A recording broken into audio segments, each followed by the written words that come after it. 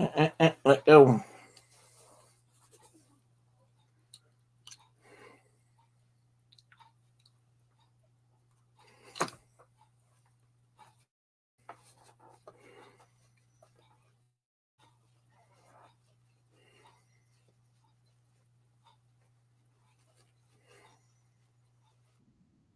Oh, oh, oh. Merry Christmas and a Happy New Year.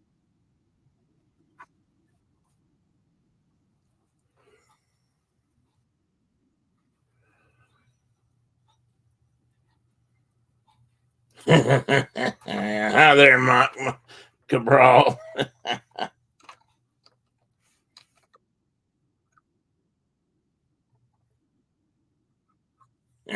No, I'm not Santa. I'm, you're not supposed to say that out loud in front of people. Tina McNeil.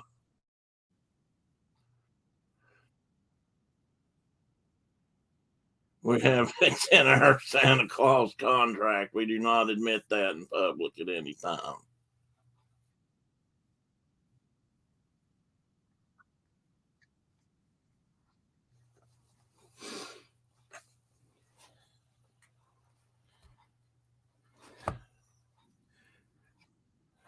And it's a good thing we got that contract settled, or we might have been on strike this year.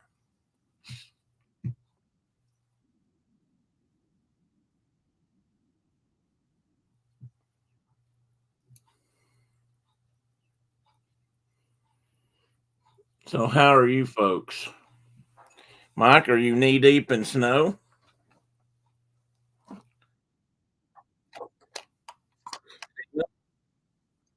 Are you knee deep in snow? I need to turn that bounce box off, don't I? That echo box. It's all melted away. You know what? I don't think you really live in Canada. I think you just tell us that. I bet you live in Miami. Hey, Car Key, welcome in. Climate change is real.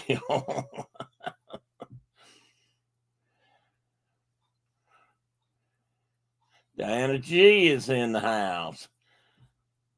Please hang in. I haven't finished filling out my permission slip yet. Oh, you better get busy. You're supposed to have these things taken care of before class starts. Right, buddy? You want to get up here and say hi? You gotta quit pulling on my arm.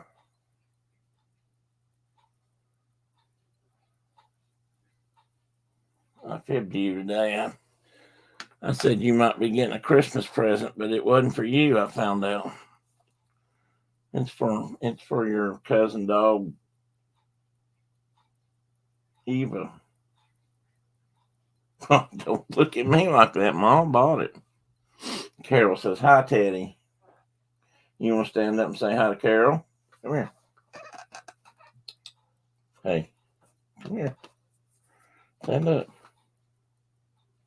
Stand up. Quit being so lazy. You see him flicking air at me, Carol? Just a tiny bit sassy. There you are. Hi, buddy. Say hi, Miss Carol. Say hi, Mike. Miss Tina's in the house. Miss Diana's in the house. What? Yes, Miss Diana does smell like hound dogs. So does Miss Tina, but we weren't, different kinds. Mike says, just making some coffee and I bought a nice pastry. Did you buy you a nice pastry? And did you get anybody else a nice pastry? Hey, Dean, welcome in, buddy. What? Okay, just don't pull on my shirt. He wanted to know if you bought him anything, Mike. No, it could be Tina. Basset hound smell versus blue tick smell versus bloodhound smell. Probably close enough.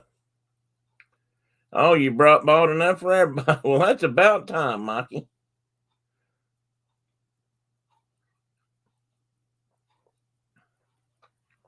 Well, since my wife's not in here yet, maybe not at all, I'll say that I wish my wife would make me some cookies. Because when she gets here, she's going to say, I made you some cookies. But since she's not here, I can, say she didn't and get away with it. You back down for the night?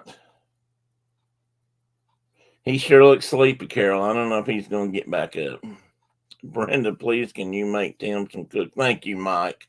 That is so sweet of you, buddy. For a big, rough, and tough guy, you're a sweetheart when you get right down to it.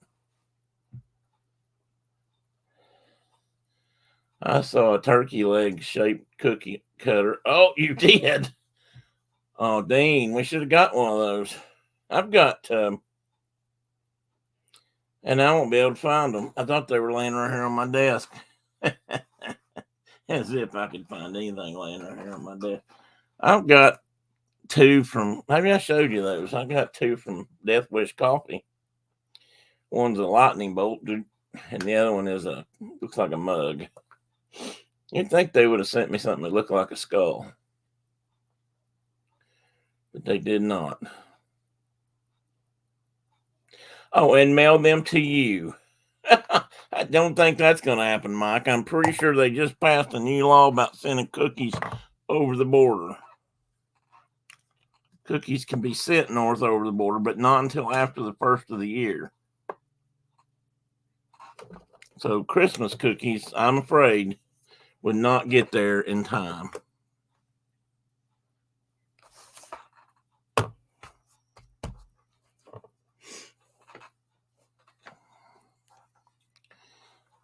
Anybody out there besides me use nose spray?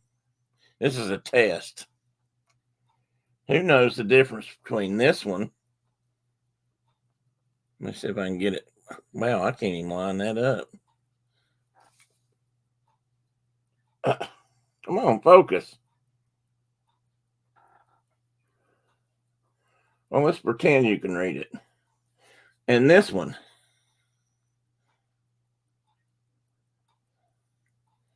Anybody? Tim, I don't put anything up my nose. You don't put anything up your nose. Well, that's probably not the worst idea you've ever had, Mike.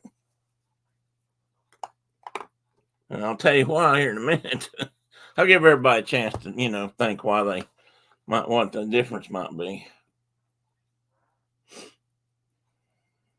If that stuff has a steroid in it, Tim, you should not be using it.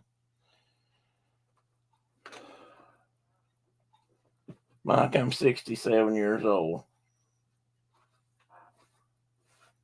I can use I can use all the steroid help I can get, brother.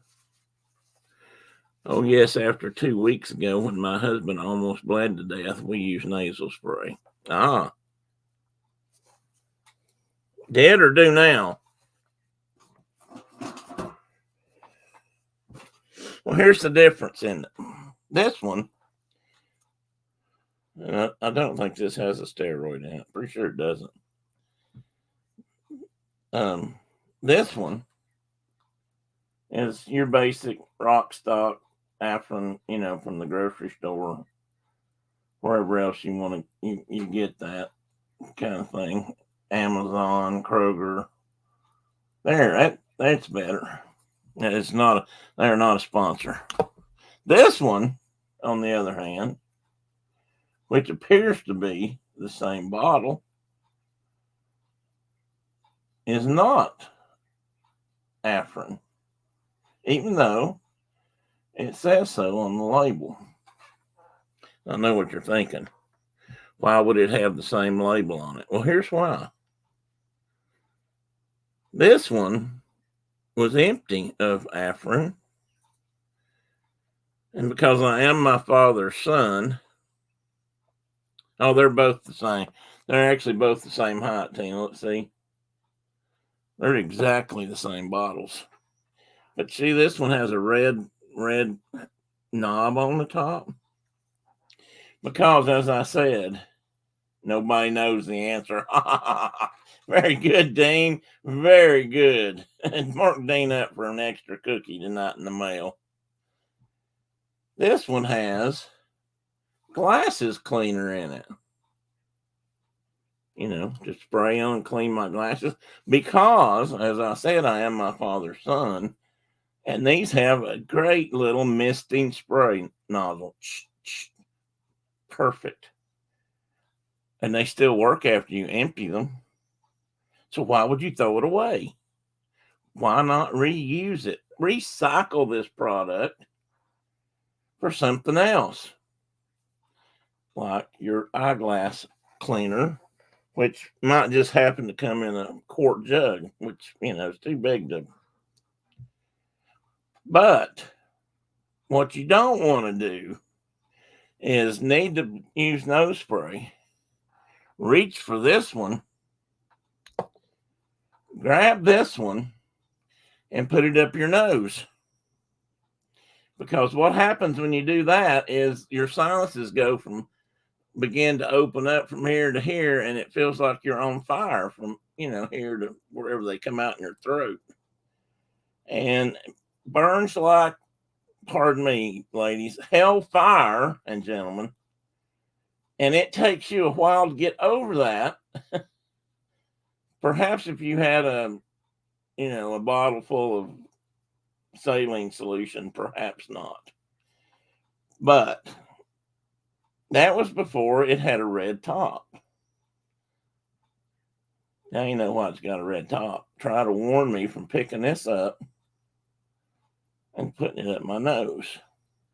That being said, on at least 2 occasions, even with the red top, I have grabbed it not looking and done it anyway. Fortunately, I didn't get it up both nostrils, just one.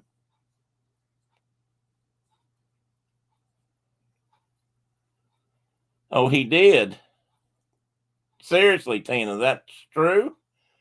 They gave him something from an empty Afrin bottle? Or are you just making fun of me? Which is perfectly fine. I'm just asking. So anyway, that's just a little lesson, and probably a good reason not to use that for what I'm using it for, but they make such a nice misting spray. Turns out eyeglass cleaner really cleans out your. Yeah, it just so happens, Tina, that it really does. But you won't like it.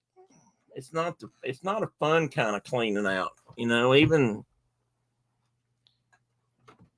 in fact, it feels more like it's cleaning you out, and it's not so much. But it's, you know, there's probably worse thing you could run up your nose, but not that I can think of any right away, because that was one of the last things I've done that with that I shouldn't have done that with. Hey, Kay. Oh, you just missed my public service announcement. I should do it again, right, folks?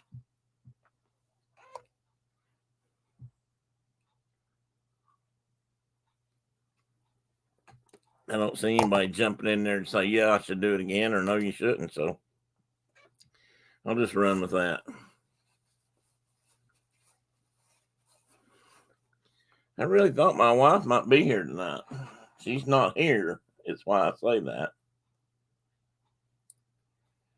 Let me see. Let me see if I can raise her. She may be having internet problems. I also invited somebody to come in to be a guest speaker, but I'm thinking he's probably not coming. I don't even know if he's home, to be honest. And that would have been Phil Petey. Petey is another nickname for Philip.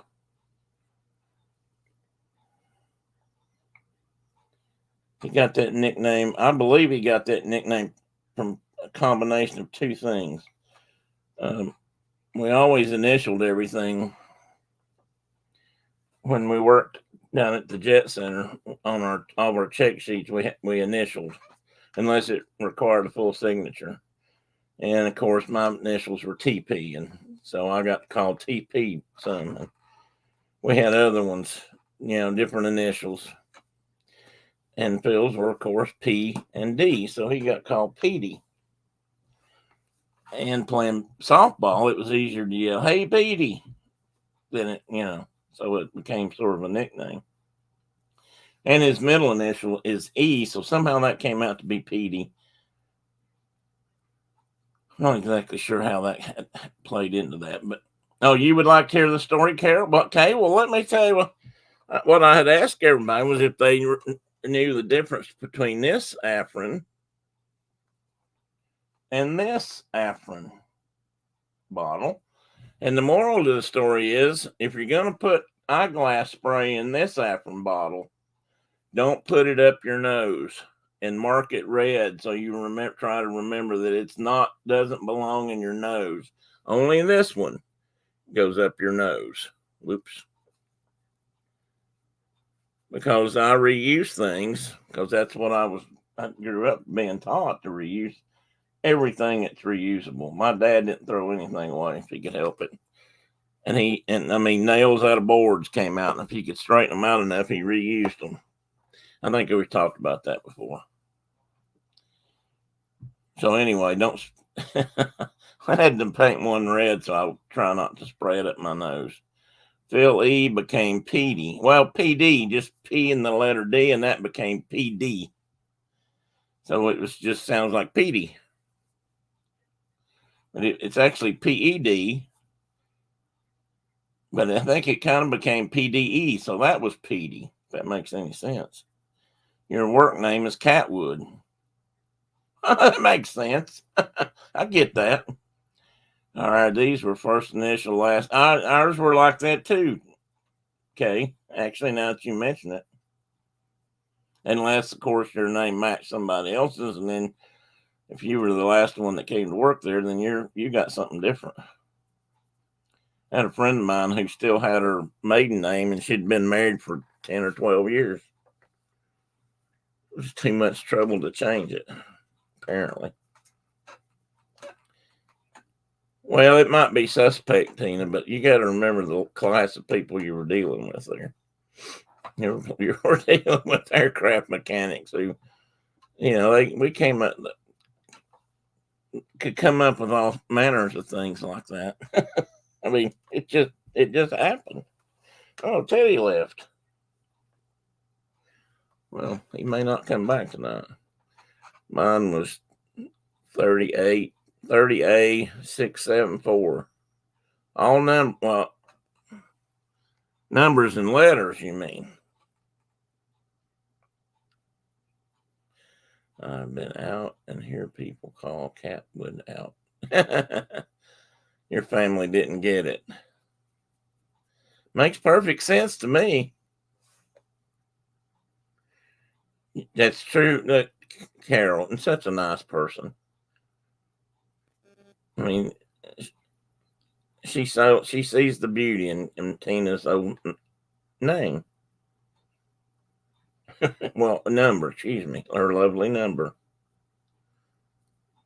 Mike must be eating those pastries. I've not seen anything out of Mike in a few minutes. Pastries, coffee and pastries make it hard to type and, communicate.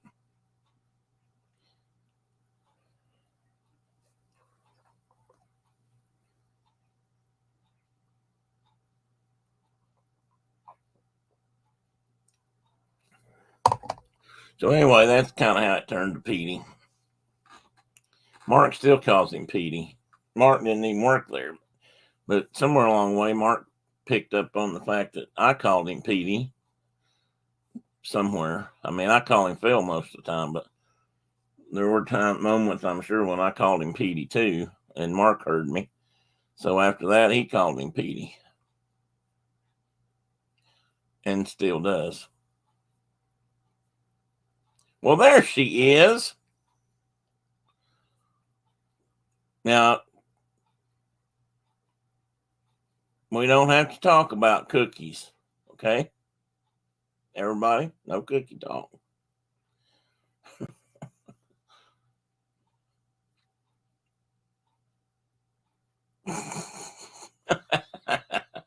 Mike, come on.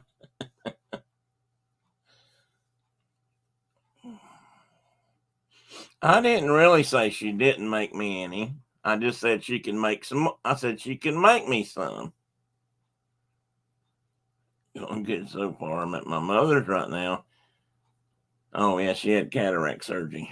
Well, I didn't point that out, but. So Brenda isn't with me. She has been drug away and absconded by her family. So once again, I'm down here by myself, all alone.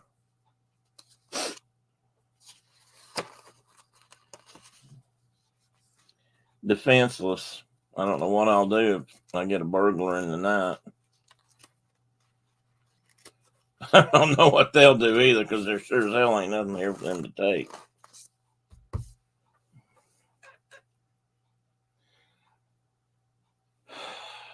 Yeah, Mike. But I asked you not to mention that. Brenda, just ignore him. He does not. He's just out of his head tonight. Brenda knows. I bet Brenda can answer this question. Yeah, it was a tear. It was a tear. Brenda, why is the bottle on this Afrin bottle, or why is the cap on this Afrin bottle painted red? I did a public service announcement.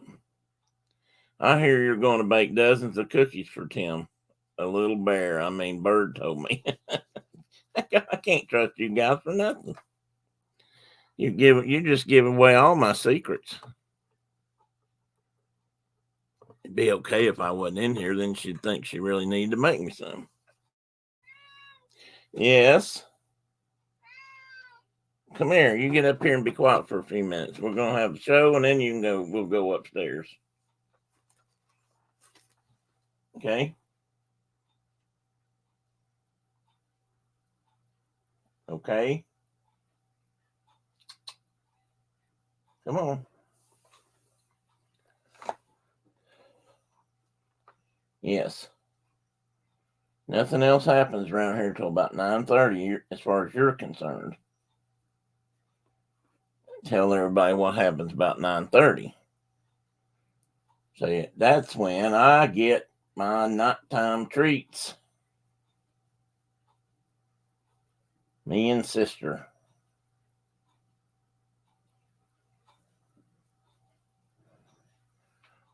Did Brenda have the answer? That red cap is pretty. Do not spray that up your nose or you will regret it. See, she knows. She knows the nose knows. Well, Tim, what gave you the impression we could be counted on other than shenanigans? Well, I don't know. I guess I should have got that in writing.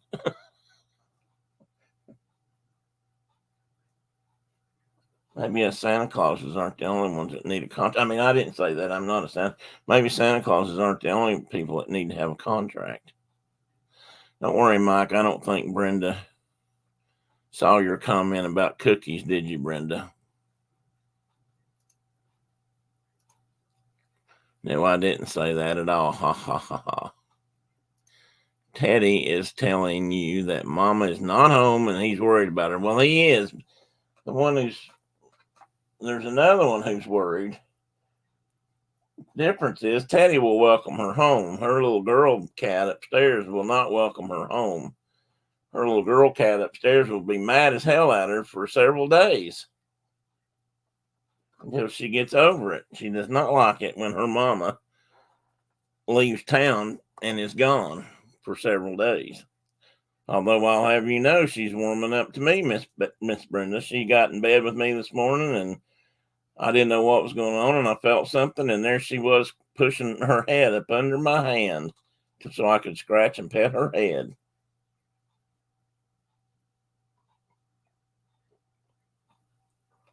Either that or she was laying there and I rolled over and my hand hit her in the head.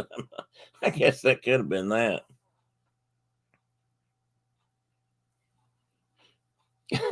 Which comments? Carol, the woman, my mailing address?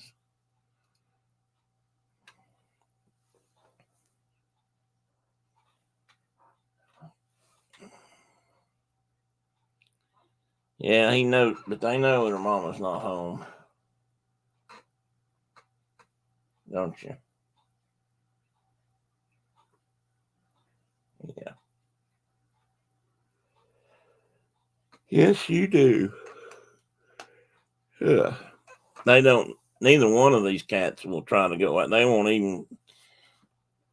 They don't even like to stand too close to the outside door. He's leaving again. Going over to his food bowl. See what he can find. Brenda, did you leave the house without permission from the cats, rulers of the household? That's a good question, Tina. I'm pretty sure Brenda didn't ask, because if she had asked, Chloe would have said, no, you may not leave this house, nor shall you ever leave again.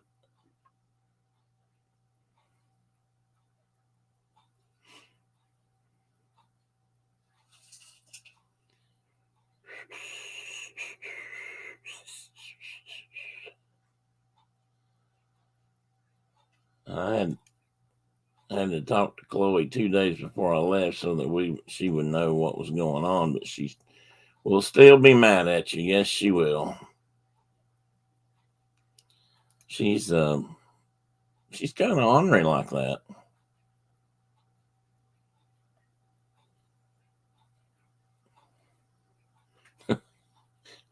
And she does get mad. She will not. She'll look the other way, and she won't pay Brenda any heed, and she'll just not have anything to do with her. We left and went somewhere for a few days one time, and she wouldn't even get up in her lap for like a month. Or no, it wasn't that long, but it was a couple weeks.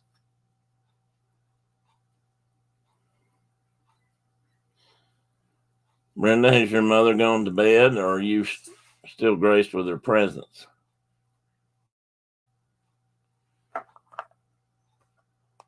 And if that sounded wrong, please don't take it the wrong way. Henry. No. Well, I know it's hard to believe, Tina, but it happens. It happens.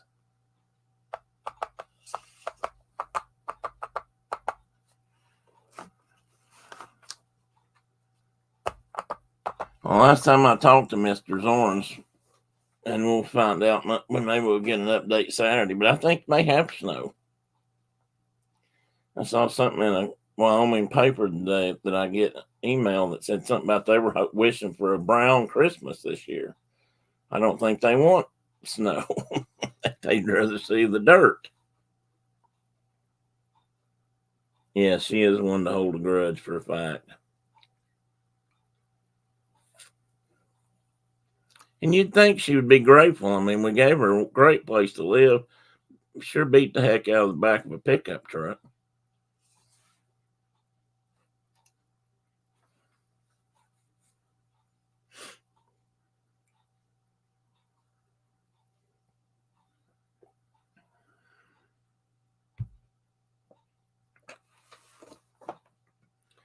She went to bed at 6. Okay. Well, I thought so, but you never know since today's been kind of messed up. So I didn't know if we needed to be quiet or not. So she went to bed at 6. That means she'll probably be up about what, 1? Too bad you can't run her on up to the doctor at 1 and you could just take a nap, come home and you'd be home by lunch. Hopefully you are going to get to come home tomorrow, right?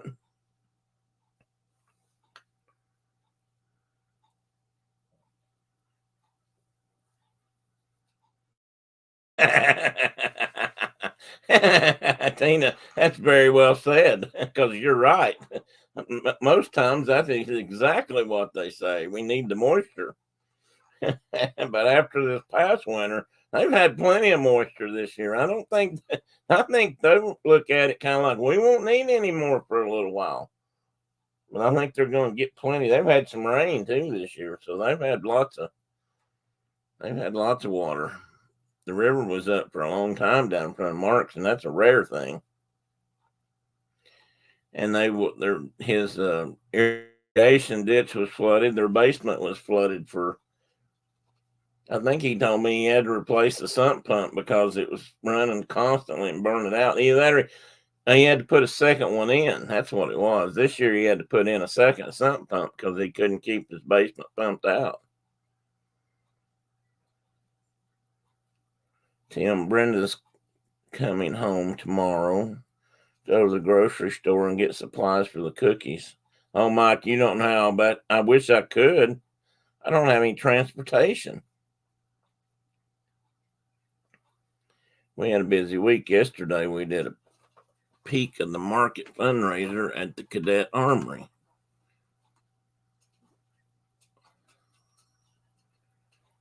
Are you asking me if that's Morse code? Brenda, I'm back up here just a minute.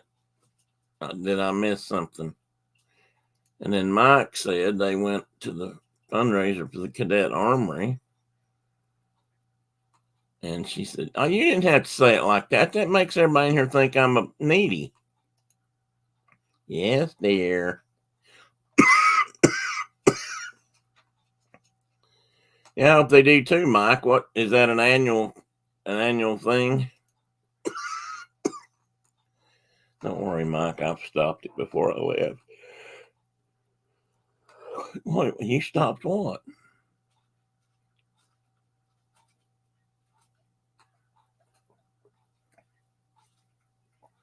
Oh, she said, I think she's trying to say she stocked up. Stocked up on groceries. We did okay.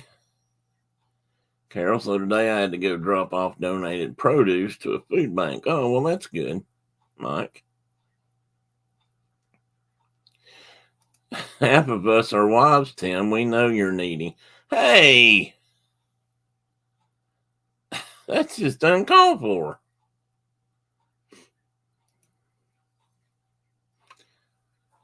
Mike, we could take that as an insult. And whoever the other half of us in here that's male, I'm thinking I think it's just me and you, isn't it? Chuck, if we count Chuck, that's another one.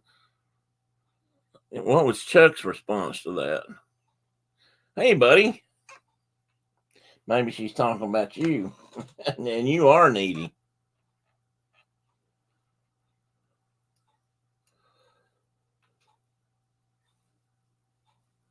Ooh, excuse me. Aren't you? Just a tiny bit. Just a tiny bit. Mm-hmm. Yeah. Whoa, you knocked my glasses off, bud. I love you too.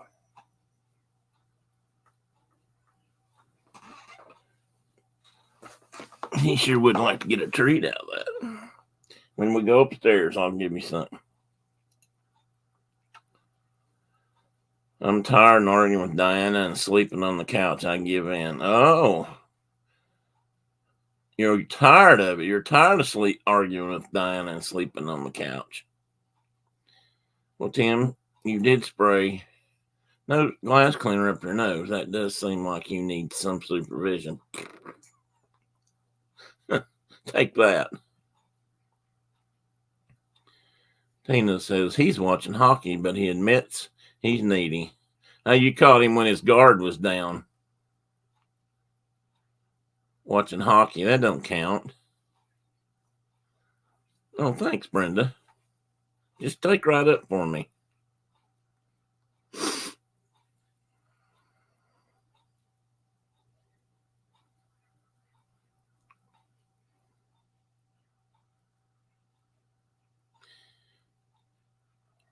I should be watching hockey. I should be watching rodeo. I'm already 3 days. I'm probably 3 shows down rodeo, 2.5. And there'll be another one tonight. Is that right? I'll be 3 down tonight because I got behind yesterday. And there were two rodeos yesterday because they had to run. They ran an extra one because last week they had to shut down. They shut down a day, the original start date, because of the shootings at UNLV campus. Instagram message you sent me with that cowboy, how he won, was so hilarious. I have to think, Mike. Oh. Yeah, Mike. That boy's kind of known for saying it like it is. He's from he's from Australia. And the other night he said something. They were interviewing him on camera when they gave him his award buckle. And he had his mom, his dad, his girlfriend, his grandma, and his grandfather. And they were all standing there, and they asked him a similar question. And he said he dropped a big F-bomb on him right there on the stage. And one of the guys that was handing out the award said, "You can't say that." And one of the other guys said, "Oh yeah, you can." And then the other guy said, "Well, apparently Australia is the only place where you can say that word in front of your grandmother," which I can only imagine because I cussed like a sailor most of my life, and I never said it in front of my grandmother.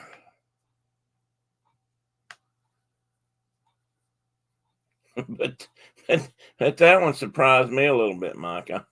Brenda, I'll tell you later, but I'm not even going to say that in here.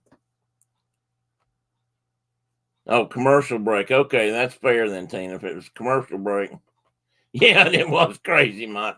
It was funny in its own sort of way. I'm sure some people didn't think so. His grandmother seemed to take it in stride, however. So I'm guessing she'd heard him say it before. Just a guess.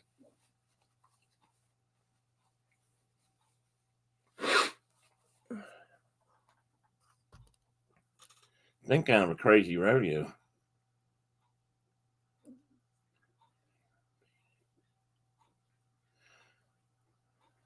Do not repeat it. No, I shall not, Mike. I will show some restraint. I mean, even though I think we're all up to speed on permission slips. Somebody was re-signing one tonight. Was that your wife? I'm still gonna hold that one in reserve.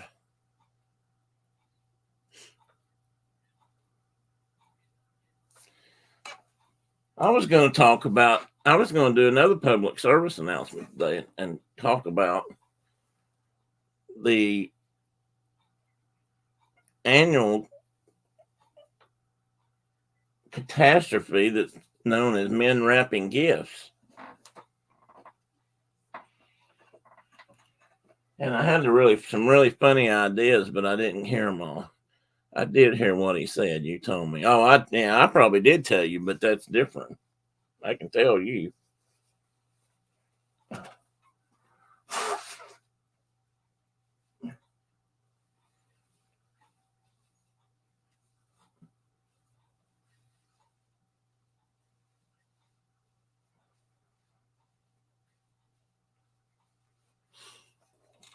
But Mike, he had a point.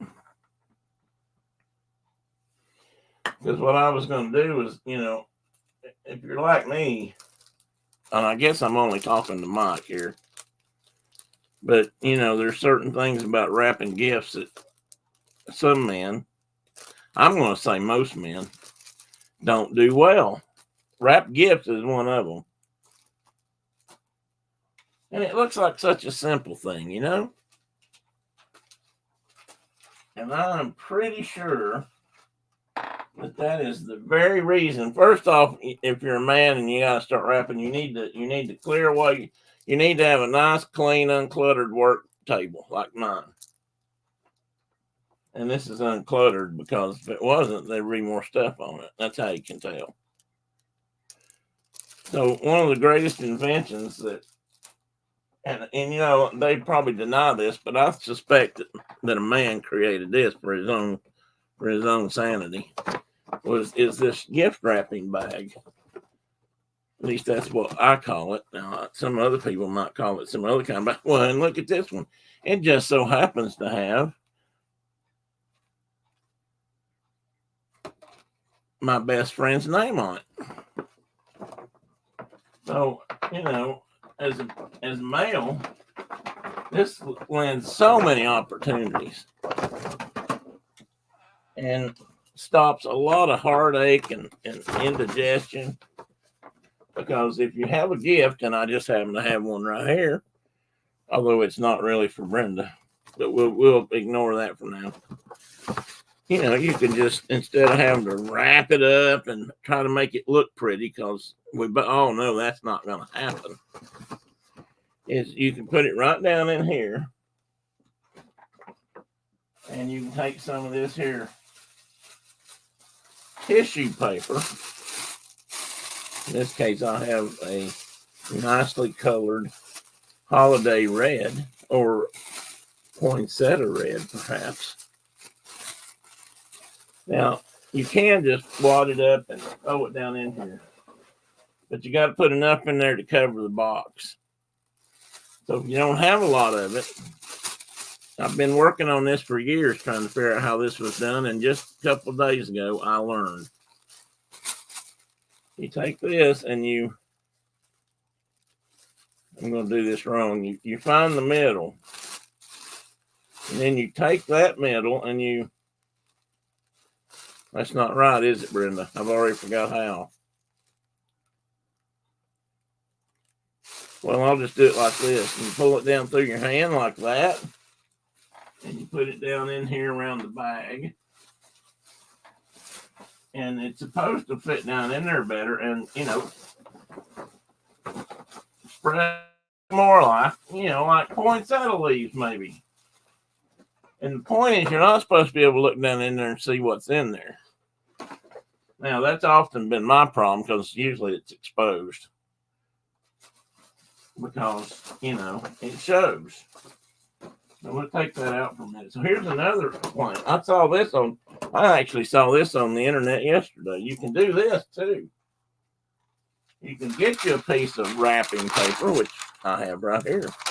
You can see that this is seasonal. There it is. They said poinsettia I mentioned earlier, and some pine cones. And you can just wrap it around this, and then stick that down in the bag. And now if they look down in there, they can't see it. And you don't have to fool with all that tape and trying to make the corners neat and fold it up just right and all that stuff, and you still can't see it. And if you want to use the tissue paper, well, you can lay that right in there on top. Maybe put a piece down each side, and there again. And if you're fortunate enough, well, I've got the focus all off. Whoop.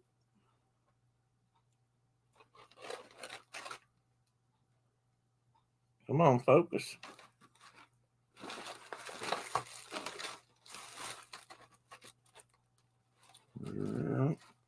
There we go. See, and you can and if you're planning ahead, you can have tissue paper that matches the wrapping paper, because they're both ones that are red. Get that, Mike? If you need to, write some of this down. Yeah, Teddy, he is kind of watching. Carol, if you could see him, I don't know if you can see his head, but there he sits. He's sitting up in the chair right now, and he is kind of watching. He and I've been watching rodeo together a little bit, and he likes to watch the horses. Last night he was watching I think he was watching their tails flip up in the air and stuff. Yeah, that's what I'm thinking. It's the shiny bag. Or it could have been that chromy looking paper. So anyway, that's one option if you happen to have a square box like this. Now, if you've got a buddy, or your wife likes to take a snort once in a while, you can always buy them, one of their favorite bottles of adult beverage. This happens to be one of, let's just say it's well, I bought this for somebody, but I had to test it. So I tested it 3 or 4 times, and now I'm gonna wrap it. And that's actually I got that idea from a John Wayne movie called The Horse Soldiers. Once they had a guy on there that was kind of bad to drink, and they took all his liquor away from him for this particular mission. And they went somewhere and stopped, and this lady was going to take him a carafe of brandy. And he stopped her in the hall and said that he told her that those sergeant stripes on his arm, those were tester stripes, and he had to test all the whiskey before it went in. Anyway, so I've tested this one. So this bottle, you can see here, again, planning ahead. You put it in here, and look at that. It's gone. So now you just have to put tissue paper in there and wrap it up, and, it's all covered up and it's good. But what do you do for a Klondike bar? What do you do if your bottle, this has been tested more, if you put the bottle in there and it sticks out the top? That's okay too, because you can stick the paper down in there, get you one of them sticky on ribbon things, pop it right there on the top, and it's like a festive little tree in a bag. No, Kay, that's absolutely right. You do not want to give them any. You don't want to give a friend bad whiskey. You can give somebody else bad whiskey, but not a friend. That's a good idea, Mike. Now, that's a good point. Thank you for dropping that in there, Mr. Cabral. Don't give tall bottles away because they won't fit in the bag. Keep them at home. And it could be that when you go buy the gifts at Christmas that for your friends that want to imbibe, you forget and buy a tall bottle and bring it home and then realize, oh, shoot, that won't fit in the bag. So you just keep it and go get another one. Get a short bag. Or if you're really thinking ahead, you do this. You go and buy them a bottle of pre-wrapped whiskey. Now, there is one problem with this idea, and that is that you might not be able to test it if you can't get into the bottle without, making it obvious that you got it out of the bottle. Got it out of the box, I mean. But with this kind of pre-gift wrap bottle, all you got to do is pop one of those sticky ribbons. Again, the sticky ribbons are your friend. Bows. Put it right there on top. You're all set to go. You just set that puppy under the tree. And if it's something like this, Lagavulin 16 years old, you're going to impress some people. And you can reuse that bottle and make your friend think he's getting a bottle of 16-year-old Lagavulin and put a bottle of, Jim Beam in there or something. That might be the best. That might be most of my ideas right there. I thought I had one more. Let me look through my supplies and see if I had one more idea. Did I tell you? You remember if we did? Oh, yes, we do. We do. I knew there was something else. This, I believe, was one of the better inventions of mankind. And it's really a shame that we don't use them more today. You could go into the mercantile and you could buy gifts or any other supplies and have them pre-packaged, sent to your home, wrapped up with twine. But that's not how it works anymore. So you can do what I used to do. Buy pre-folded, perfectly sized boxes that you can put just about anything in. And it's pre-wrapped. 4 pieces of cellophane tape right out of your handy Christmas dispenser, which I forgot and left over there. Sticky bow right there. write a name on it right there. You're in like Flynn, Mike. So don't forget the pre-colored, pre-wrapped decorative box. Always handy to have around the Christmas time. Now, it could be that my wife bought those for me, but for right now, I'm just going to kind of let on like, I did it. Kay says, my nephew-in-law, I got my nephew-in-law Manhattan gift set. It came with the mini bottles and all the other ingredients. Well, have you tested, Kay? You need to mix one up and try it and make sure it's good. Good, good, makes a good Manhattan. And if you're not sure, do it twice. I mean, make sure before you give it away. That's a really good idea, though.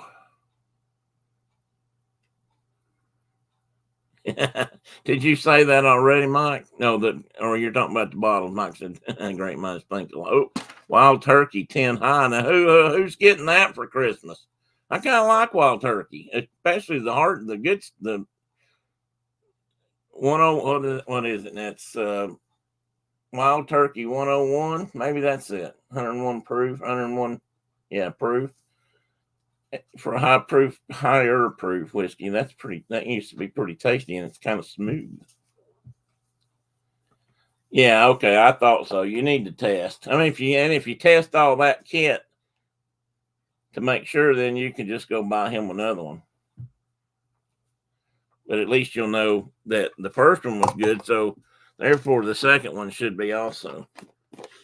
I've sat here today and done stuff and forgot to drink my coffee, and last night I was out by this time of night. Well, actually, I'm pretty much in this time of night too. Teddy, you'll be okay, buddy. You'll survive till we get upstairs. He's back in his food bowl again. He and I both have got to go on a diet. Carol says, be right back. Need to go and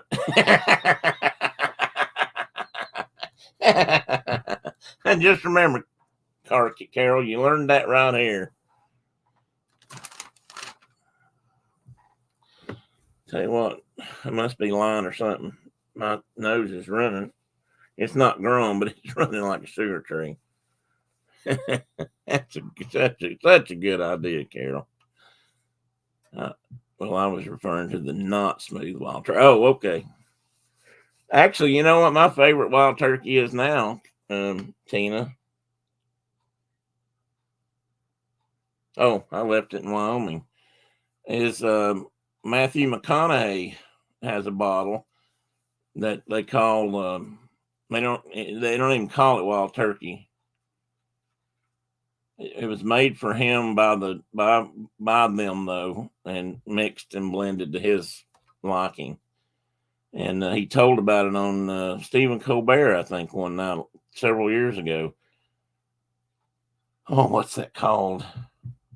I got a bottle of it when I was out in Wyoming and left about half of it out there because I didn't know if I could pack it on the airplane or not. And then after I drank the first bottle I had, I realized that it was actually a wild turkey. Oh, it's called the Long Branch whiskey. Whiskey with an E. Remember, whiskey from Scotland has no E. Whiskey from Ireland and the United States does have an E. And no country in the world can make Scotch except Scotland, even though they make a perfectly good, from my understanding, perfectly good replication of it in Tokyo that they just call whiskey. The Japanese are big fans of Scotch and wanted to learn how to make it. And when they did, the Scots kind of threw a fit and said, you can't call it Scotch if it comes from Japan. They could call it Japan or something.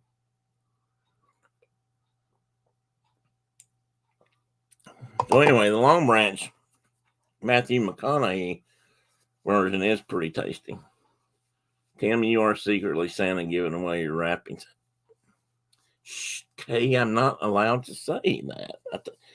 You might not have been here when under contract, Santas aren't allowed to say they're Santas in public. See? I can explain it to you in a DM, later if you need some more clarification. I don't want to get in trouble with my union brothers. Should you also test the chocolates I got for your mom? Wow, I've been drinking or something because I can't. What is going on tonight with my camera? Anybody else want to weigh in on that one? About the, oh, wait a minute, that's not the right one. Well, you can weigh in on that one too. Should Carol test the chocolates that she got for her mom?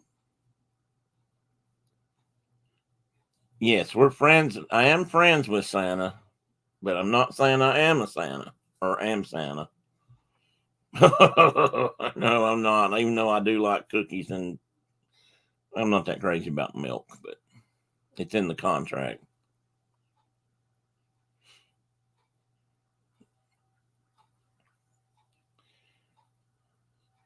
Yes, Mike says yes, you should, Carol. And I'm going to wholeheartedly agree. And if it's the kind of that comes in a big box, it's got what's that, Whittier's or something name on it. I would mash them all to see which ones are the caramels. Make sure you got the right kind. Because I never did like the red kind. I guess they were chocolate strawberry. Those weren't my favorites. But everybody likes caramels and toffees. Good toffee, candy bar toffees are excellent.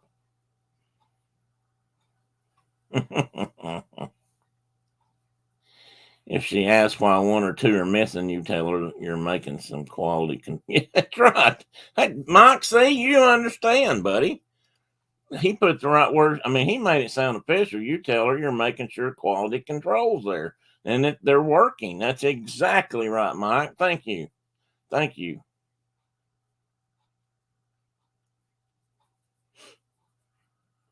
These things must be done. You can't just leave it to whimsy to make sure that, the quality gifts for Christmas are indeed quality. So you need to taste the whiskey and test the chocolates. If you had an assorted chocolates around my grandmother, they were mashed on. Mashed on the bottom. Well, she was being considered, I guess. Nobody around our house ever flipped them over to mash them on the bottom. They all just mashed them right on top. You knew they'd been passed around a time or two after they'd all been squished. Yes, test the whiskey and the chocolates. That's why God gave you two hands. That's a good point, Mike.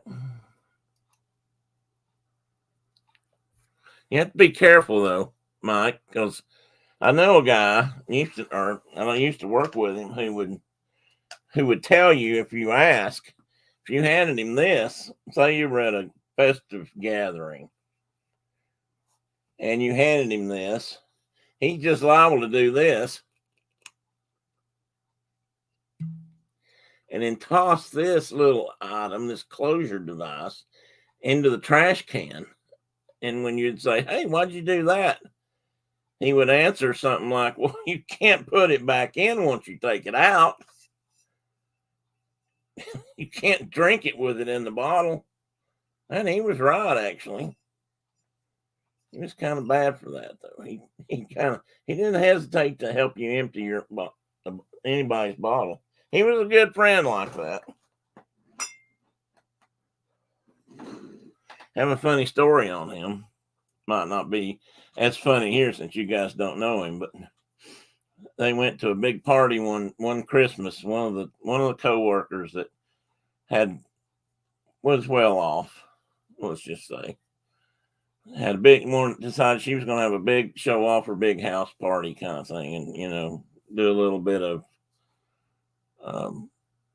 not so subtle bragging about her digs and such. And so she invited all people from work and then I guess some other people from other places, and maybe he brought some people in from his business, and somebody came in with this really high dollar bottle of wine, was showing it around, holding it, by the neck and, making sure it was under the right light and bragging, talking about, oh, this is,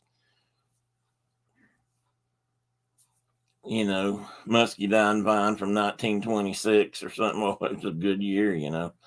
So he took it, but he made a couple of tactical errors. One, he showed it around to everybody, including my buddy Dave. Two, he made kind of a show of taking it to the kitchen and popping the cork and setting it aside to breathe for a little while before he served it. Because he was going to make sure everybody in the house got just a little bit, just a little taste. Well, Dave comes wandering into the kitchen and he sees an open bottle of wine, which sort of might as well have a big neon sign that says free wine, everybody come and get it. And so Dave just, and whoever was around, he just decided to, drink the bottle of wine. And within just a few minutes, he had either drank it, poured it in other people's glasses or whatever, but he set it back down on the bar and it was empty. I mean, after all, it didn't have a cork in it. So it must have been there for drinking. And the guy come back in and just about had an epileptic fit, or not epileptic, what is it we say down here? And I can't even say it. A conniption. Let's put it. It's sort of like a conniption fit, only different. Conniption fits tend to be more anger induced. This was started out at least as amazement and astonishment that anybody would have drank that bottle of wine, and then it probably did turn to anger after that. But that's what happens when you take an open bottle of wine around people that like to drink occasionally. A hairy canary is what I call them. Okay, we can go with that, Mike. A hairy canary. He had one of those right there on the spot. He's like walking around looking who did it, and there, of course, everybody in there is like, we don't know. It was just sitting there. I wouldn't have been too surprised if Dave hadn't looked at him and said something like, "You sure it had anything in it when you opened it?" Will do. Oh, Carol says, "Will do." I'm learning so much about the season of giving from everyone tonight. I missed that, Carol. I'm sorry. I should have highlighted that because that's good. Let's see what else we got here. I missed. Well, Mike he said, "We're just looking out for your better interests." That's what friends do. That is exactly what friends do. Tina thinks that's not a bad idea. Whiskey and chocolate together. And there you go, Tina. Thank you. Apoplexy. That's the word I was looking for. Oh, I didn't know they said that up in New York too.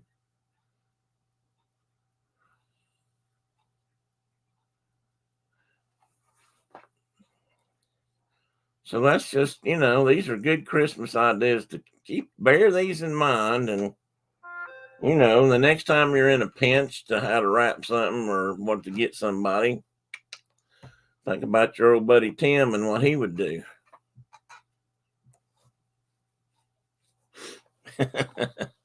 At least that's what he planned. That's what he'd try to do. I don't know about New York, but my mom was from Pennsylvania. And she said it. Well, Pennsylvania's getting kind of down close. There's a lot of mountains in Pennsylvania. Well, there are in New York too. Pennsylvania coal fields are getting kind of down close to the hillbilly world. So I wouldn't doubt that a bit. But it might not have been a hillbilly word. We might have borrowed it. That's possible. Hillbilly folk were always good about borrowing. We'd borrow it, but we'd give it back. So, we might have borrowed what you said. Apoplexy. I'll get it out here in a minute. And then, gave it right back to them to keep using too. Or it might have come over with us folks, the Scotch Irish, and landed in the mountains, and then it spread all over Pennsylvania, West Virginia, part of Kentucky, Tennessee, North Carolina. That could be how it happened.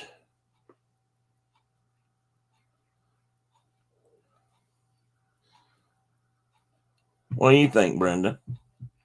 She might be asleep. But here's what's going to happen. Brenda has to get up in the morning and take her mom to the doctor for a checkup after today. Now, today she had to go. Last night she left. And she left here about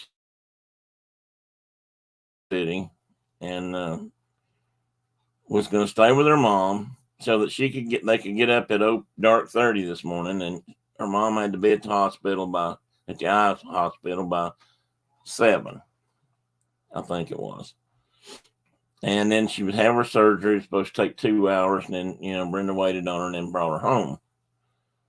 Well, Brenda got up there last night, and of course she was needed to go to sleep early and try to get some rest because she did not sleep the night before when she left this house.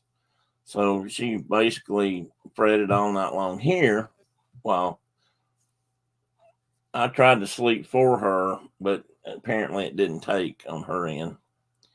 And so she got to her mom's, and we were talking on the phone last night, and she was trying to, sleep, and that wasn't happening. And the other problem that was about to happen and did apparently was about the time we hung up, her mom, who had gone to bed at, I don't know, 5 o'clock, 6 o'clock last night, woke up. So now she's back down where Brenda's sleeping in the living room, den, whatever. And on her computer, tap, tap, tap, click, click, clicking away while Brenda is trying to sleep. So that didn't happen. So she didn't get any sleep last night. 2 nights in a row now, she's not really had any sleep. I really worried about her driving home. Up there yesterday. And tonight, she has gotten some nap time in. I'm not sure how much.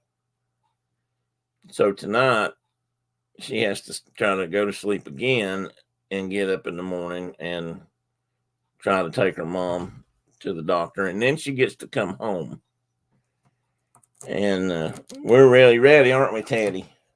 And anyway, I don't know if she'll get any sleep tonight either or not. She's still here. You think you'll get any sleep? Did you get much sleep today, sweetheart? Honey? Because I know you're going on about, 48 hours with no sleep? Well, you got some nap in on. You did get some nap. No, you slept a little bit late yesterday morning. But not enough to make up for all that lost sleep. Is Tina not sleeping either? I don't know about any.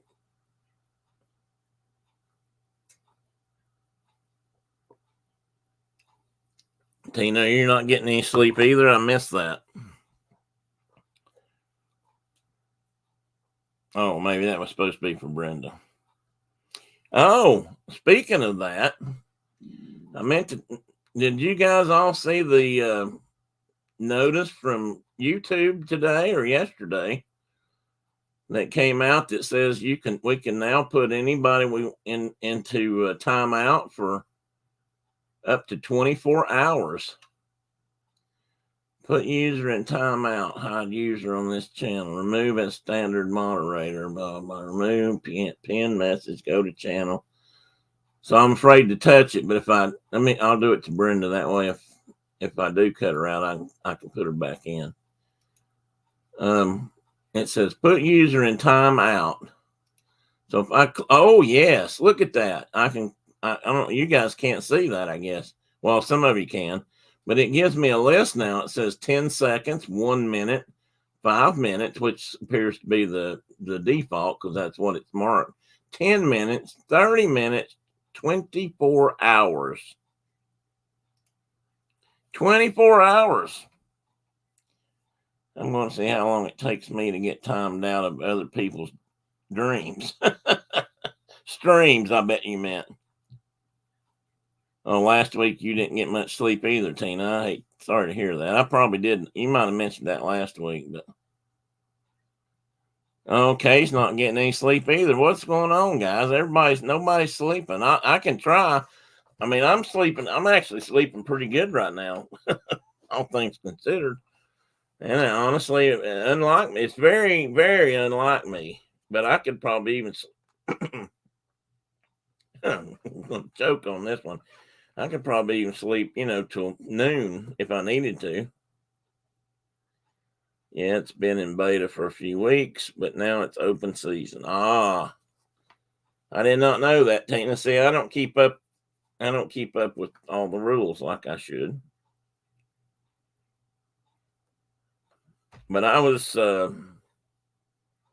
don't know. I think I was a little bit surprised by that it would go up to 24 hours. I don't know why. I guess that's not so unusual, but well, no sleep in Canada either. Walter's keeping us up through all hours of the night. Oh, Walter. You're going to have to take that boy to the park and run him some more, Mike. You ever thought about hiring him out to the local police so they can track down fugitives of the law?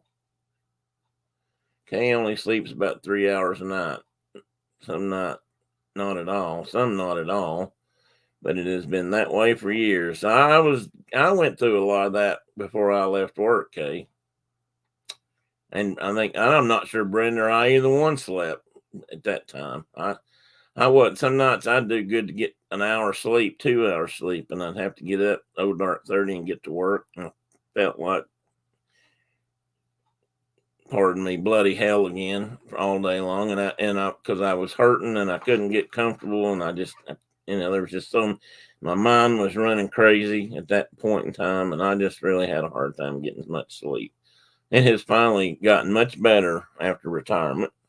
Took me a little while though to get back to, being two problems with me is all my life I've been an early riser.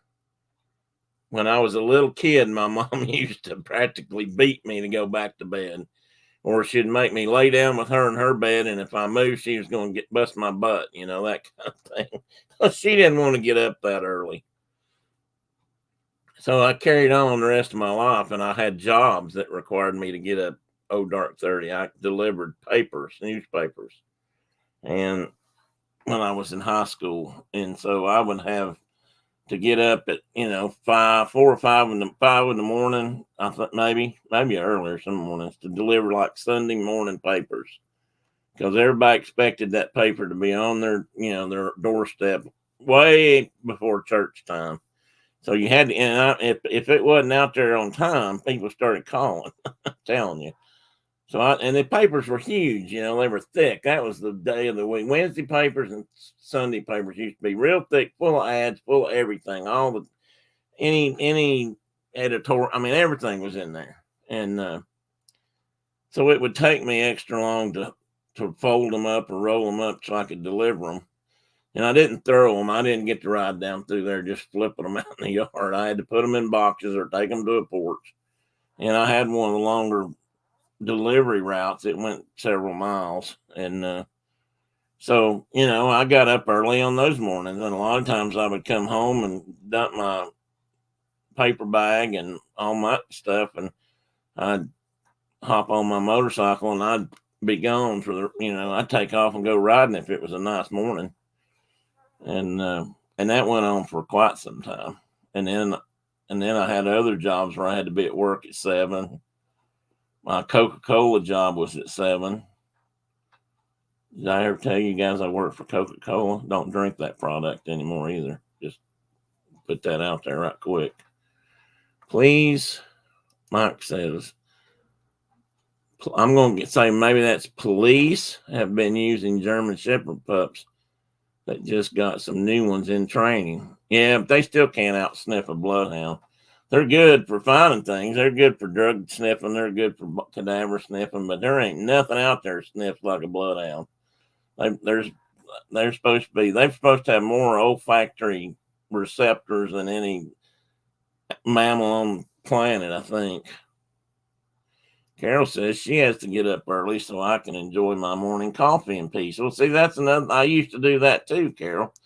When I was working and got up at work 10-hour days, which usually turned into 12-hour days, I had to be there early and sometimes stay late. And yet still on Saturday and Sunday mornings, I was up at daylight, sitting at my desk, drinking my coffee, writing, working on something doing some writing. I actually miss that. I really do, but I can't seem to. Well, I think the problem here is there's a problem about going to bed. My wife never was one to go to bed early, and now I do it, and so neither one of us gets up too early in the morning. Let's see. What did somebody? Oh, I can go 48 hours with no sleep. After that, I get loopy. My brain melts. I can't. Yes, I can do better on a couple hours. I used to do. Every once in a while we used to have to do 24-hour shifts. We'd get stuck in something we couldn't let go of, and we'd end up being there around the clock. And I tell you, by the time I got done, I was pretty melted. I think that's when I got probably some ways more hooked on coffee, but also that's when I became what's the word? It no longer makes me. It no longer keeps me awake. I'm drinking coffee right now, and I can go upstairs and go to sleep. 20 minutes. It doesn't keep me awake, and it was kind of how it was when I would be at work. You drink it all night long, trying to stay awake, but it really wasn't doing the trick.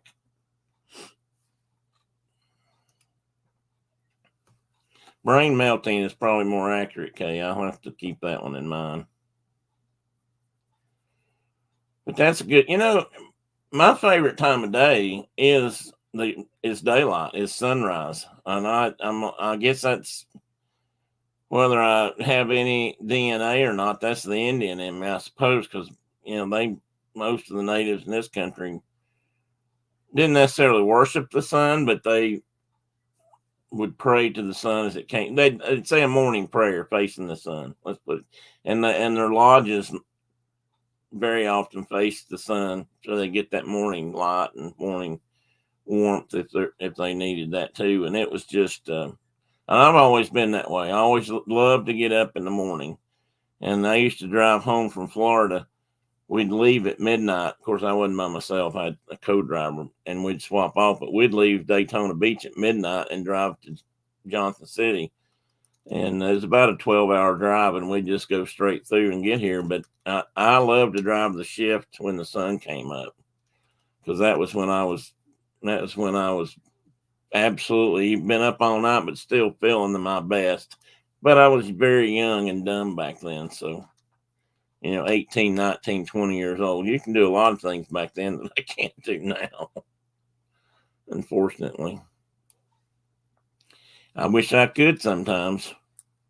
But I do love morning. I do love sunshine or the sunrise. That's just some sunsets can be beautiful and they're neat, but sunrise has just always been more special to me.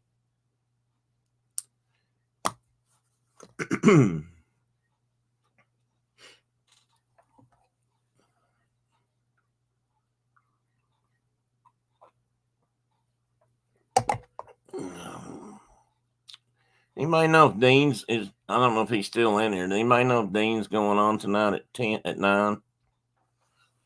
Because it's about 10 till. I didn't even get to any of the hard topics I wanted to bring up.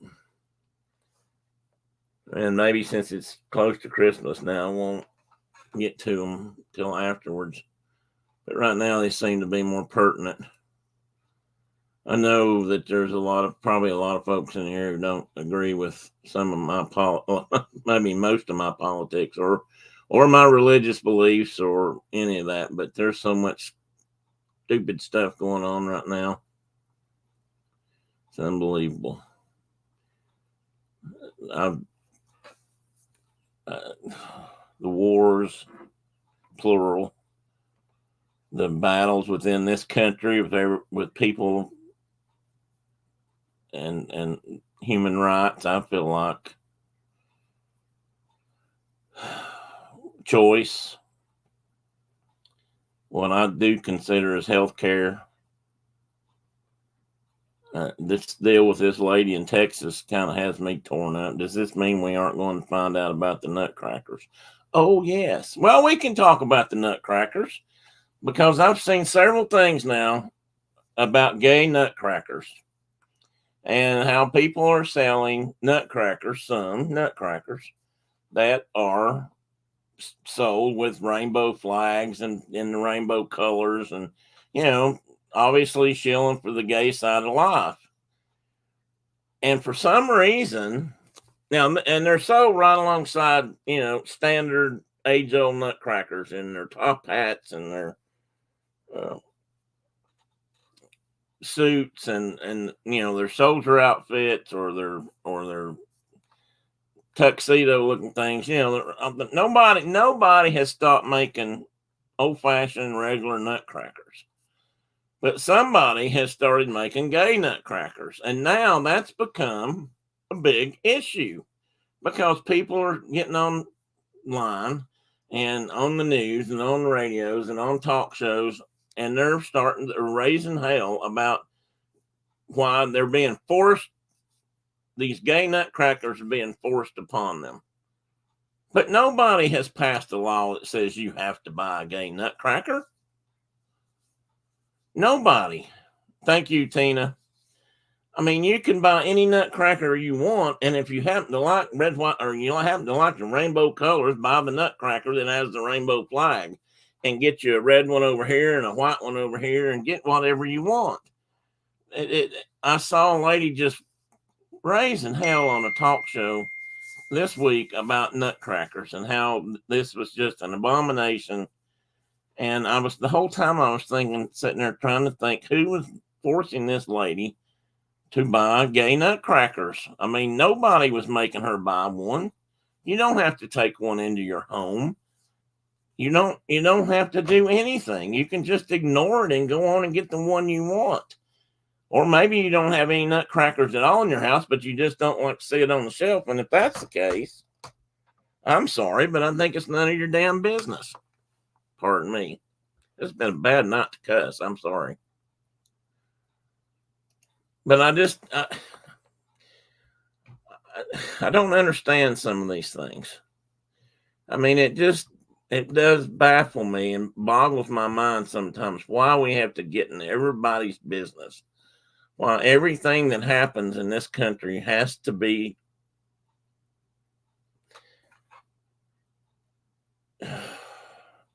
we feel the need to make damn sure nobody else can have it either, or nobody else can see it either, or that we don't have to avert our eyes because we don't agree. Now, I think there are some things that don't need to be seen. I will admit that. But a rainbow colored nutcracker is pretty inoffensive by and large. I mean, if the nutcracker was standing there naked and had body parts hanging out that would need adult slip sign for, and I'm not going to mention them, that'd be different. That'd be inappropriate and doesn't belong on the shelf. If you want to buy one that's in a box and nobody can see it till you take him home, I guess that's fine. But I don't understand why you have to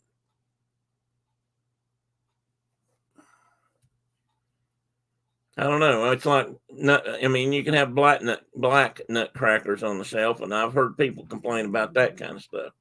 You have a black baby Jesus in a manger, and that's bad. Or you have a black Santa Claus, and that's bad. I mean, how would you like to have grown up as a small child and never seen a Santa Claus that was black? You'd probably think that's why you never got stuff for Christmas. Or maybe you didn't get the good stuff because, white Santa Clauses didn't come to the black neighborhoods. I don't know. That's just the kind of thing that gets me wound up sometimes. And I know everybody's not going to agree. And while I'm pretty liberal in some ways, I am also conservative in other ways. But those two things don't have to be mutually exclusive, I don't think. That's right. And there's mutual friendly toys out there too. I suppose no one's forcing you to buy them either for your children. It's your choice. Well, that's what I think, Mike. I don't know, but maybe I look at the world really wrong. Maybe we're not supposed to have choice. Maybe we're not supposed to know that there's other things in the world besides Some of the things I'm thinking, I don't even want to say because I know it'll probably make people mad. But yes, Mike, I am serious, and it's just, to me, it's not just that; it's sad. I mean, it aggravates me, and sometimes it does make me mad. But it's just sad. It's just sad that everybody feels like they need to be in everybody else's business around in this country sometimes, as opposed to being forgiving and accepting and understanding that this, for the same reasons you want to have your chocolate eclair for breakfast, somebody over here wants an oatmeal and muffin. I mean, let's see what Tina's got to say. Not that I agree, which is fine because I'm a free speech absolutist, but I think it has to do with children seeing it and asking what it means. As for white Santa, I think it has to do with Santa being from the north. I get that, Tina. The black Santa thing is a little bit hard because you're right. Santa was always a Nordic saint. And I do get that one more than some of the others. But as far as my experience with my kids growing up has been that they were much more accepting of gay friends, black friends, Indian friends, whatever color, skin, theology, whatever they had. And they never, hey, Dave, welcome in. And they never seemed to have a problem with it. And they were exposed to it. I mean, we didn't hide things from our kids, right, wrong, or otherwise. It drove my parents nuts, and Brenda's too.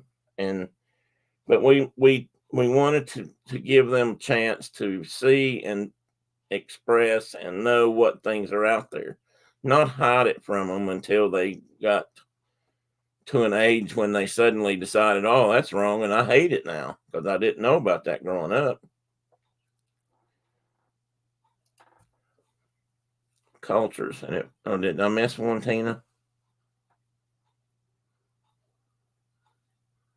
Let me back up a minute. Oh, Nordic cultures, and if white people can't wear sombreros because of cultural appropriation, then why can Santa be black without it being called cultural appropriation? I don't call it cultural appropriation.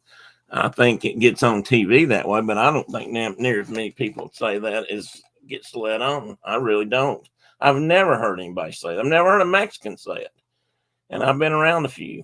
That kind of stuff gets so blown out of proportion, and I do believe that I just don't think it's near as big a deal as everybody wants to let on. Everybody wants to yell cancel culture about so many things, or whatever the hell the term is for that. And I don't think it happens near as much as we're led to believe. I've been around communities where that kind of thing, you wouldn't have got any crap over wearing a sombrero just because you were white. Just the same as I wouldn't tell a Mexican worker not to wear a baseball cap or something. And I don't think that's just me. Carol said, Tina, I see what you're saying about Santa, but some of the same people think Jesus should be depicted as white even when he was not. And I've always tried to figure that one out. And I asked people at church that for years and never got an answer. So I don't know what the answer for that one is. But I do know, but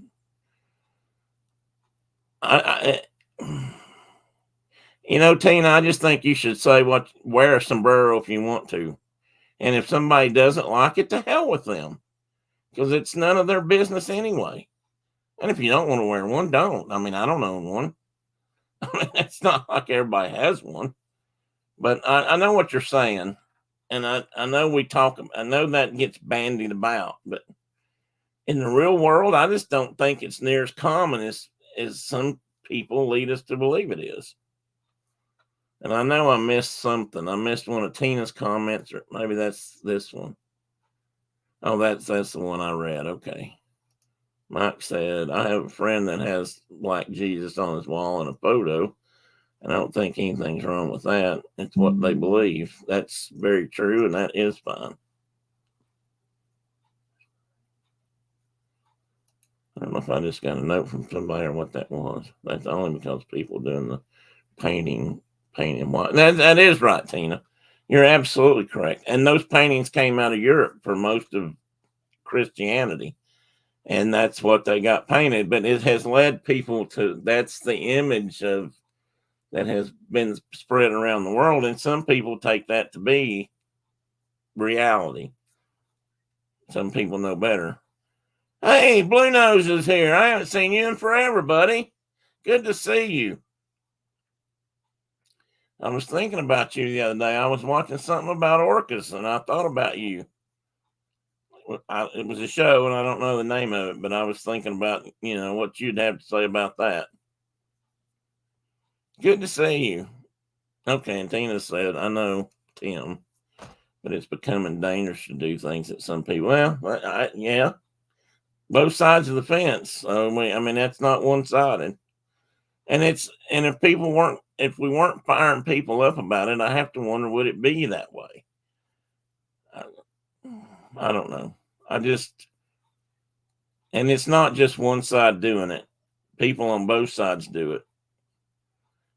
Right now, I'll give you a good example. Right now, I'm a left-leaning voter who also believes in the Second Amendment.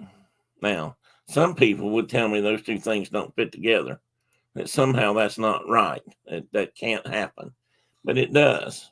And yet, and the thing about that is, if I went to California, some of my left-leaning brethren, if you will, would disown me because I have guns or think that's wrong, or they have managed to pass enough laws in some of those places out there where you can't have anything. And they're slowly but surely, they really are getting rid of stuff. And while I'm not going to join the NRA for that reason, I don't agree with that.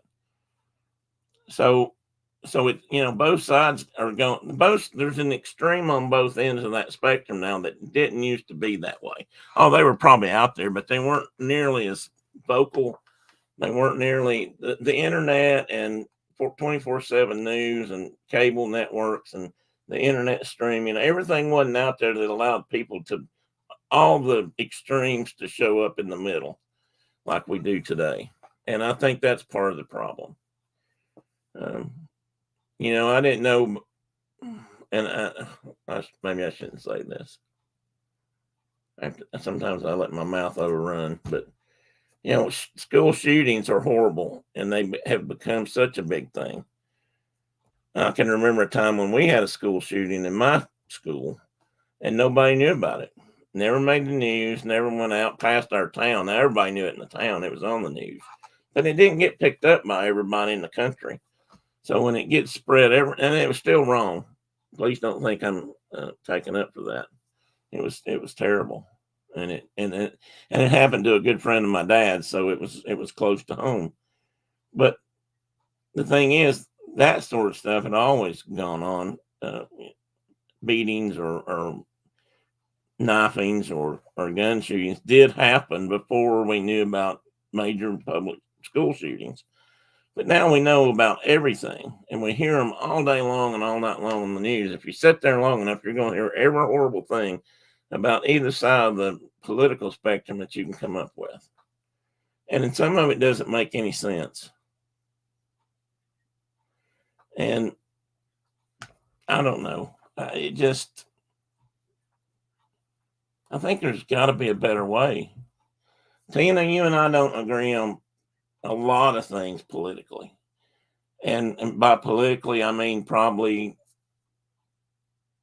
socially either.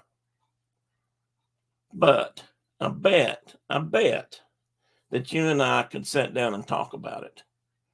I just believe that you and I could sit down and actually have an intelligent conversation that while it might get rowdy from time to time, I bet you by the time it was over with, we could come to an agreement about enough of it that we could work together. And that's not happening these days. And I've talked about this before. I started out a long time ago talking about this. And I've been accused of being too far to the left that I can't see the right. And I've thought about that. And I have said things like that because I got so mad about certain things being done that it just drove me to distraction. But everything's not right. Everything's not wrong. I mean, and I grew up in a Republican stronghold and a Republican family that dated back to the Civil War, and I'm serious about that. And I grew up with grandparents who would probably disown me today if they even knew that I voted left of the Mason-Dixon line. But that Republican Party then was a lot different than that Republican Party of today, just as the Democratic Party is so different. The Democrat Party when I was growing up was more left than, well, more right than it is left now. It was almost the other way around at that time. Let's see what Carol's saying. Nothing wrong with agreeing. No, Mike said nothing wrong with agreeing to agree with issue, to disagree. I really believe that people should try to learn more about others that are different than themselves because it helps us to see each other as humans. However, I also feel that people should be able to disagree and still be friends. I think we used to. I think maybe not always about everything, but and there's certain things that probably we're never going to all agree on. I like a little whiskey once in a while. I don't drink a lot, but I'm sure there's people that come and go here that don't drink at all, and maybe they don't believe in it. Maybe it is their part of their religious beliefs, and I don't have a problem with that. I mean, it just leaves more for the rest of us. But I'm not going to go around beating them up in the news or on TV because they don't drink. My only problem with them is if they tell me I can't do it. And I'm sorry you walked into a hornet's nest, Chris. And you really didn't. But you did walk into something at the end of my show where we were discussing some stuff. And I hate that because I just want to say hi. So that's all. The abortion situation in Texas this week has been, to me, disgusting. And not just to bring up the abortion issue, but because the way they've written those laws, and a lot of states are doing this, there's just no reason. And that lady seriously could die because of that. And they interviewed a guy on the news earlier today who was with the I think Texas legal department, or not the court, but like the attorney general's office. And they were trying to figure out, oh no, it was a doctor, excuse me. They were a doctor, and they were asking them, what would you have to do? What percentage of concern would you have to have for a woman's life before you could do an emergency termination? And they said, would 25% be enough? I mean, could this lady have 25% chance of dying? Would that be enough? And they said, no. You have to get over 75% chance that she's not going to live before they can do anything about it. And that's gone beyond religion. That's the legal system, or the law. The people who are passing the laws in this country can't think past the end of their nose. Sorry. Okay, so I'm going to stop there for the night. And I know that's not good. But what I want to leave you with is just remember all Tim's handy wrapping tips tonight. Be sure you've got plenty of red wrapping tissue. White works too. Make sure your wrapping paper has plenty of poinsettias on it that match the red tissue. And if you're going to buy whiskey, either buy it short bottles or keep it yourself. That's it, everybody. Oh, and I went foggy there. Chris, I hate to cut off, but I'm probably already late. I'm probably stepping all over Dean already. I'm going to let folks go, and I've got to go. I haven't had anything to eat today, so I'm going to go fix me some lunch. Oh, you're not supposed to say that, Chris. You came in here late. You didn't hear the memo. Those Santas those Santas can't say they're Santas because it's in their contract. They're not allowed to say it in public. Okay. But I appreciate it. Thank you, Carol. Thank you guys for coming in. Thank you, Tina. Dave, thanks for coming by. Always good to see you. Kay, as always, it's a pleasure. Brenda, if she's still here. Chris, I'm glad you made it in. Really good to see you, buddy. We'll have to catch up sometime. Who have I missed? Mike and Diana and Walter, Coconut, and Ellie Mae. Have a good evening. Hopefully Walter will let you guys get a little sleep. And who else did I miss tonight? Carol, I said good night to you or thank you. I know there was somebody else.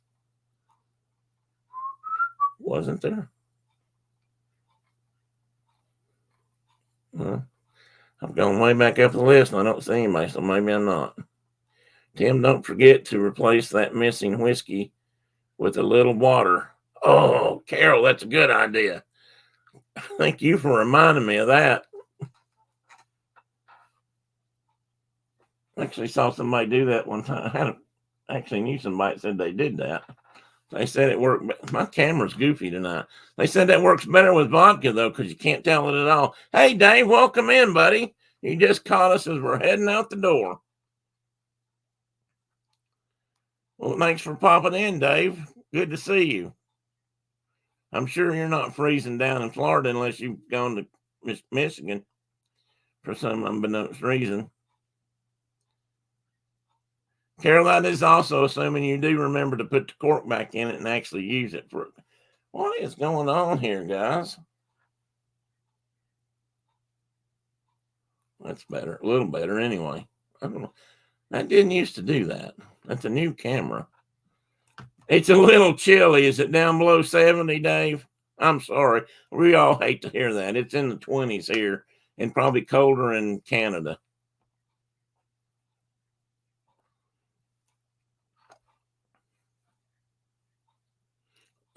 Mike, you could be correct. Either that or it's my vision and it's not showing up on your end. I'm not sure which. Anyway, good night, guys. I'm going to go eat and I'm going to go pop in and say hi to Dean, I think, and, maybe apologize for holding everybody, but thank you for talking about it. And we'll talk about it again, but I may wait till after Christmas. Oh, is that on right now?